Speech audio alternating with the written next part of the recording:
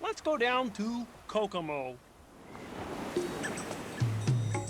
Day 7, Thursday the 22nd of October.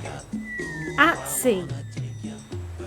Feeling surprisingly fresh after my late finish, I was up in good time and even managed to find a moment to swap my ludicrously oversized, unflattering orange shirt for 3 extra small purple ones at the uniform store before work.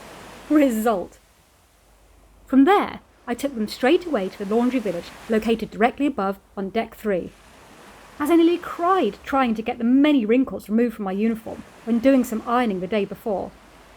If the object was to get as many creases on the blouse as possible, I'd be the winner all day long. Finally now, I've a chance of turning up for work not looking like a colourblind vagabond.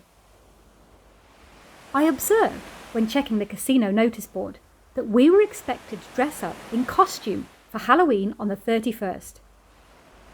Kicking myself for not packing my sole fancy dress outfit, Mrs. Freddy Krueger, replete with slashed red and green short wool jumper dress and brown trilby.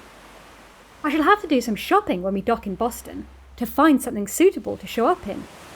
Any suggestions greatly received, as I have absolutely no idea what I'm going to wear, and knowing me and my imagination, it will be something completely ridiculous. The bustling casino has been rocking, both literally and figuratively, now that we've been confined to the Dawn for a few days.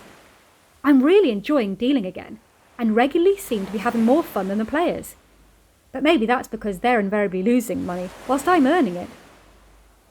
Every few hours, you get taken off the table to take a 20-minute break, and I often beg to deal just one more hand.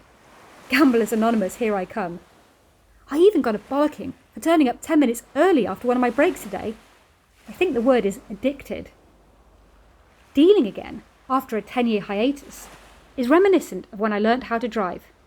I mean, I get the basic principles of what you're supposed to achieve, i.e. getting across the roundabout or to 21, but there's so many things to remember that I overthink everything and spend so much time looking in the rearview mirror that I forgot to check what's actually in front of me, or in the casino case, removing losing bets first. Incidentally, I managed to fail my driving test an impressive 6 times. I did pass on the 7th occasion, however. Let's hope for everyone's sake I pick up chip action a bit quicker than I did safely steering an automobile.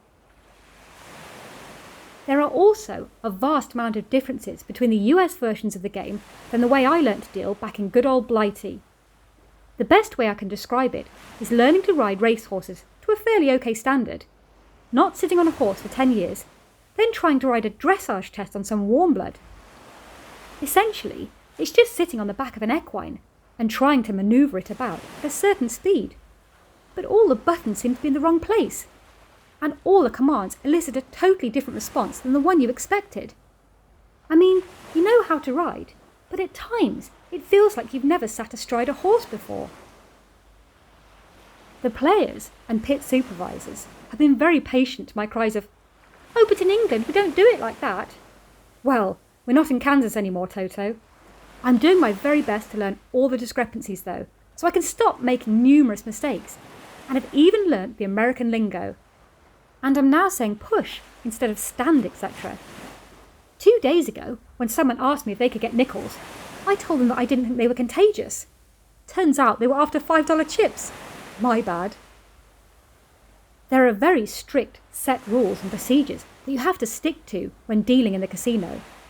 Not only have I forgotten most of these, but the ones I do remember seem to be performed differently here on the ship.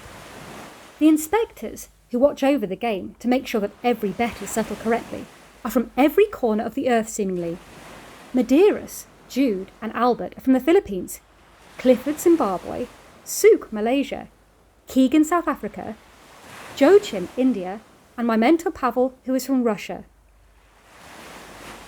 The thing is, about everyone having such diverse backgrounds, is that they all have little procedure nuances and certain favoured techniques of their own, as they too were all taught to do things in a specific way back in their own homelands. More than a few times, I've been corrected for doing something in an incorrect way and told to do it their way.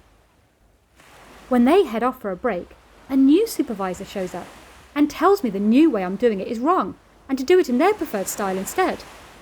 At times I feel like my head might just fall off my body with all the new information I'm trying to process.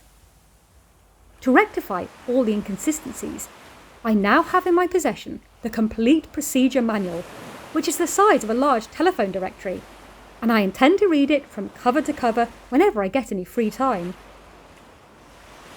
During my 2-hour-long break, granted if we work both morning and evening shifts on the same day, i.e. sea days, I decided to venture up to Deck 13, home of the jogging track, as I was too afraid to use the real gym whilst we were in the middle of the Atlantic. It was a fabulous decision, as it was a gorgeous day and right before the sunset. There was not a cloud in the bright blue sky, and the inky water was still like a mill pond. Down one side of the circuit, I was spurred on by the warm orange sun catching my body, and on the other, a gentle breeze came off the sea to help me cool down. I did feel like a bit of an idiot with my name tag bouncing up and down on my chest as I bounded along, and I did get interrupted by a couple of passengers who wanted to ask questions.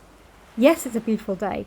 No, I don't know where the Spinnaker Lounge is located, sorry, but there's a map on the wall by the stairwell, and I have absolutely no clue what time Barney the Dinosaur's treasure hunt for kids starts, but I'll gladly find a colleague who will be able to assist you. In truth, I wasn't that upset at having to break pace and heave out some polite conversation, as it gave me a chance to try and get my breath back. On balance, it was definitely a good idea, as it seemed forever since I'd been outdoors in the fresh air. The reality was only 24 hours, especially in such a spectacular setting. And that's all for Day 7. Thanks for listening. Be sure to tune in for Day 8's antics tomorrow. Same time, same place. Not literally, because this ship never stops. Be sure to subscribe so you never miss a day. And if you're enjoying it, like and share it too. Thank you!